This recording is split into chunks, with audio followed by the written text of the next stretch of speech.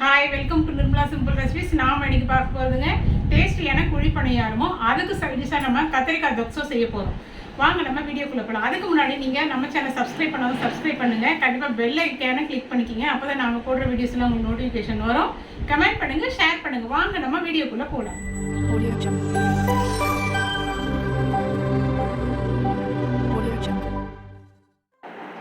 நாம் இப்போ குழி பணியாரத்துக்கு நம்ம வதக்கிக்கலாங்க. ஸ்டவ் ஆன் பண்ணி பேன் வச்சு ஒரு 2 டேபிள் ஸ்பூன் எண்ணெய் சேர்த்துக்கலாம். எண்ணெய் காஞ்சதுக்கப்புறம் ஒரு 1/4 டீஸ்பூன் கடுகு சேர்த்துக்கலாம். கடுகு நல்லா பொரிஞ்சு வரட்டுங்க.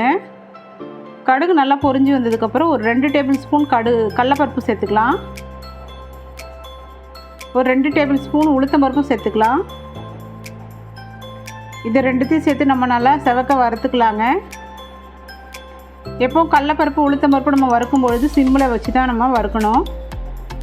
இப்போ நல்லா பருப்பு செவந்து வந்துடுச்சு. 1 டீஸ்பூன் அளவு நம்ம பச்சை மிளகா கட் பண்ணி வச்சுருக்கேன், பொடியாக சேர்த்துக்கலாம். பச்சை மிளகா நல்லா பச்சை வாசனை போகிற அளவுக்கு நம்ம வதக்கிக்கலாம். ஒரு 3 பெரிய வெங்காயம் பொடியாக கட் பண்ணி வச்சுருக்கேன், அதையும் சேர்த்துக்கலாம். வெங்காயம் சேர்த்து ரொம்ப வதக்கக்கூடாதுங்க, கண்ணாடி பதத்துக்கு நம்ம வதக்கிக்கலாம். பொடியாக கட் பண்ணி வச்சுருக்க கொத்தமல்லி தழையும் நம்ம சேர்த்துக்கலாம். எல்லாம் சேர்த்து நம்ம ஒரு தடவை நம்ம நல்லா கிளறி விட்டுக்கலாங்க சூடு பறக்க. இப்போ ஒரு பவுலில் சேஞ்சப் பண்ணிவிட்டு நம்ம குழி பணியாரத்துக்கு மாவு எடுத்துக்கலாங்க. நான் மாவில் வந்து உப்பு போட்டுட்டேன், அதனால் நான் உப்பு சேர்க்கலை.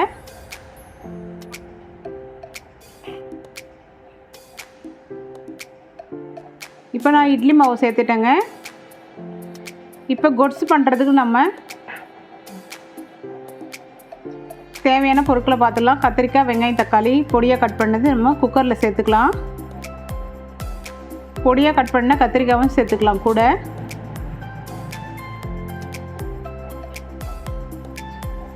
கால் டீஸ்பூன் அளவு மஞ்சள் பொடி போடுறேன். கொத்சுக்கு தேவையான உப்பு சேர்த்துக்கலாம். ஒரு ரெண்டு கொட்டை புளி வந்து நான் கரைச்சி வச்சுருக்கேன், அதையும் சேர்த்துக்கலாம். ஒரு 1/2 டீஸ்பூன் சில்லி பவுடர் போடுறேன். தேவையான அளவு நம்ம தண்ணி விட்டுக்கலாம். இப்போ நல்லா மிக்ஸ் பண்ணி விட்டுட்டு குக்கர் மூடி போட்டு மூடிடலாங்க. ஒரு 2 விசில் வந்து ஆஃப் பண்ணி எடுத்துக்கலாம். இப்போ ஒரு பேன் வச்சு எண்ணெய் காஞ்சதும் கொத்சுக்கு தேவையான மசாலா வறுத்துடலாம். எண்ணெய் காஞ்சதுக்கப்புறம் 1 ஸ்பூன் தனியா, ஒரு 3 மிளகாய் போடுறேன். 1 டீஸ்பூன் நான் வந்து வேர்க்கடலை சேர்த்துக்கலாம். 1/2 டீஸ்பூன் கடலைப்பருப்பு போடுறேன். இது நல்லா செவக்க வறுத்துக்கணுங்க. நல்லா செவந்து வரட்டும், சிம்மில் வச்சு தான் வறுக்கணும். 1 ஸ்பூன் அளவுக்கு நான் எள்ளு போடுறேன். செவந்து வந்ததுக்கப்புறம் நம்ம எள்ளு சேர்த்து பொரியட்டும். இப்போ ஜாரில் நம்ம மாற்றிக்கலாங்க. சூடு ஆறினதும் அரைச்சி எடுத்துக்கலாம். இப்போ இந்த சைடு குக்கர் ஓப்பன் பண்ணிக்கலாம். சூட்லேயே நல்லா மசிச்சு விட்டுக்கலாங்க. இப்போ ஒரு பேன் வச்சு 1 டேபிள் ஸ்பூன் அளவு எண்ணெய் சேர்த்துக்கலாம்.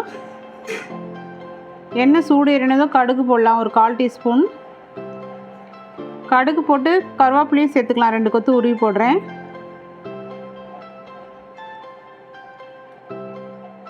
நம்ம குக்கரில் வேக வச்சதையும் நம்ம சேர்த்துக்கலாங்க.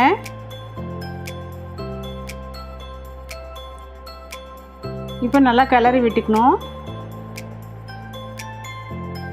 இப்போ நம்ம அரைச்சி வச்சுருக்க அந்த விழுதியும் நம்ம சேர்த்துக்கலாம்.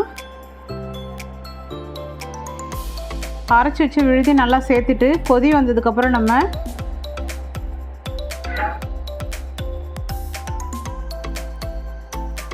நல்லா ஒரு கொதி வரட்டுங்க. ஒரு கொதி வரைக்கும் வெயிட் பண்ணுவோம். இப்போ கொத்தமல்லி தழை தூவி நம்ம இறக்கிடலாங்க.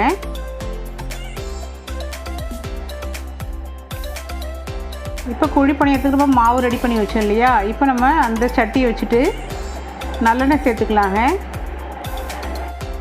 நல்லெண்ணெய் லேசாக காஞ்சதுக்கப்புறம் நம்ம மாவு எடுத்து இந்த மாதிரி வந்து விட்டுக்கலாம்.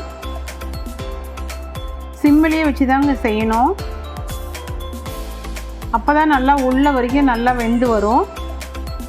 ஹை ஃப்ளேமில் வச்சிட்டோம்னாக்கா மேலேயும் அடிப்பகுதி மட்டும் வந்து செவந்து வந்துடும், உள்ளே வேகாமல் இருக்கும். அதனால் நம்ம வந்து சிம்மிலேயே வச்சு நம்ம இதை செய்வோம்.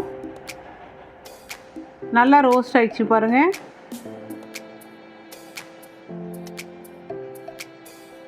இந்த மாதிரி திருப்பி போட்டுக்கலாம்.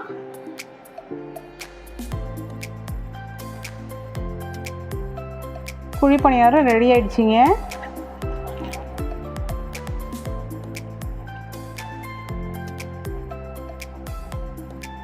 எடுத்து ஒரு பிளேட்டில் வச்சுக்கலாம் எல்லாத்தையும். இப்போ கத்திரிக்காய் கொட்ஸும் ரெடி ஆகிடுச்சு. டேஸ்டியான குழி பணியாரம் கொட்ஸும் ரெடி ஆகிடுச்சுங்க. டேஸ்டியான குழி பணியாரமும் கத்திரிக்காய் தொக்ஸும் நம்ம ரெடி பண்ணிட்டோங்க. நான் செஞ்ச மெத்தடில் நீங்களும் உங்கள் வீட்டில் ட்ரை பண்ணி பாருங்கள்.